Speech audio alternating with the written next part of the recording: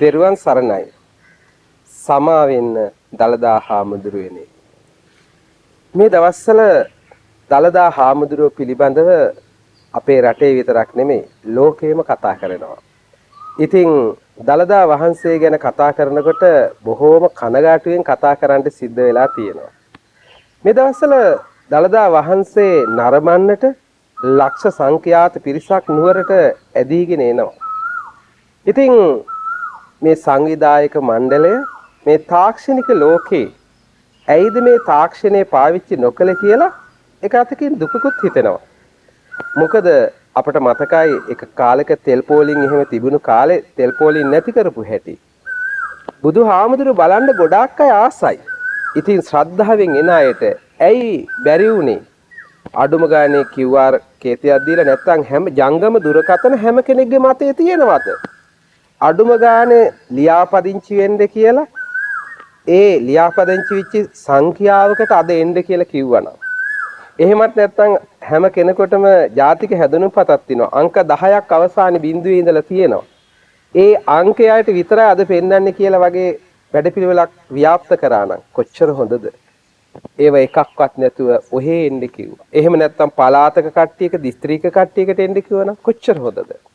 ඒ එකක්වත් නැතුව ඔහේ එන්න කියලා අද වෙනකොට දින ගාණක් පුරාවට අපේ අහිංසක අම්මලා තාත්තලා ආච්චිලා සීයලා අර පෝලිං වල විඳින දුක දැක්කම අනේ බොහොම කනගාටුයි.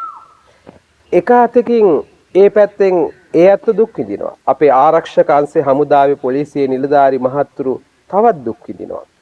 ඉතින් මට දෙයක් මතක් වෙනවා. බුදුරජාණන් වහන්සේ පිරිනුවන් පාන ආසන්න වෙලාවේ හාමුදුරන් වහන්සේලා වට කරගෙන ඉන්න වෙලාවේ එක හාමුදුර නමක් එනවා ප්‍රශ්නයක් අහන්න. එන්න දෙන්නේ නැහැ වටේ ඉන්න එපා එපා බුදුහාමුදුර හම්බ වෙන්න බෑ. බුදුහාමුදුර මොකද කිව්වේ? එන්න දෙන්න. අදත් බුදුහාමුදුර හිටියනම් කියාවේ. ඔය වහගෙන ඉන්න එපා එන්න දෙන්න මාව බලන්න. එදා රජතුමාගේ කාලේ ලයිට් නැති නිසා ආරක්ෂාව අඩු නිසා රැටත් දලදා හාමුදුරුව පෙන්නුවේ නැති වුණා වෙන්න පුළුවන්. හැබැයි අද අපට ඇයි බැරි අඩුම ගානේ තේවාවල් ටික කරලා ඒ වතාවත් ටික හොඳට කරමු.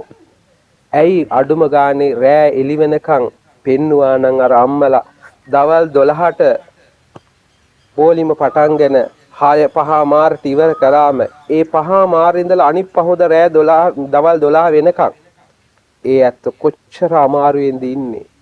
එතකොට බුදුහාමුදුර ළඟට යන්නේ සුදු ඇඳුමක් ඇඳලා පිරිසිදු වෙලා නාලා පිරිසිදු වෙලා යන ඇත්ත ගෙදර යන්නේ පිරිසිදු වෙලා. දැන් බුදුහාමුදුර ළඟට යන්නේ දවස් 2 3 දත් මදින් නැතුව නාන්න නැතුව කුණු ඇඳුමක් ඇඳගත්ත. අනේ පව් මහා ජරාවට ඒකේ වචනේ පාවිච්චි කරාට කනගාටු වෙන්න. අපිරිසිදු විනු පිරිසක් ඇත්තටම යන්න වෙලා තියෙන බුදුහාමුදුර ළඟට. ඒකේ හේතුව නම් සංවිධානයේම දුර්වලතාවයක් කියලායි මම දකින්නේ. මම මේ මාත් එක්ක තරහ ඇති කරගන්න එපා. මේ කරුණාවෙන් කියන්නේ මේ අපේ අහිංසක මේ බලන්න ඉන්න වැඳගන්න ඉන්න හැමදෙනාට කරදරයක් නැතුව බලන්න වැඩපිළිවෙලක් හදන්නම බැරිද? පුළුවන් නම් උත්සාහ ගන්න. අර අම්මලා තාත්තලා කණ්ඩ නැතුව දුක් විඳගෙන අනේ බුදුහාමුදුර බලන්න ඕනේ කියන ශ්‍රද්ධාව නිසාම දුක් විඳගෙන හිටියට ඒ ඇත්තන්ට හරියට වැසිකිළියකට කැසිකිළියකට යන්න විදිහක් නැහැ, නිදා ගන්න විදිහක් නැහැ. දුක් විඳගෙන හරි බුදුහාමුදුර බලන්න ඒ ඇත්ත ගන්න උත්සාහය වටිනවා. හැබැයි බුදුහාමුදුරු හිටියනම් ඔච්චර පීඩාවටපත් කරන්නේ නැති වෙයි. ඒ හින්දා දලදා හාමුදුරන්ගේ පිහිට අපි ආදරේ අපේ බුදුහාමුදුරන්ට බුදුහාමුදුරන්ගේ දන්ත ධාතුව වඳින්න හැම කෙනාටම ඒ වැඩපිළිවෙල සකස් කරන්නේ නම් ඒ බොහොම වටිනවා කියන කාරණේ සිහිපත් කරනවා. කාටවත් හිතරිද්ද ගන්න නෙමෙයි මේ කාරණේ සිහිපත් කරේ. මනාව වැඩ සටහනක් කරනවා නම් අපිත් වෙනවා උදව් කරන්න. හැම දිනාටම තෙරුවන් සරණයි.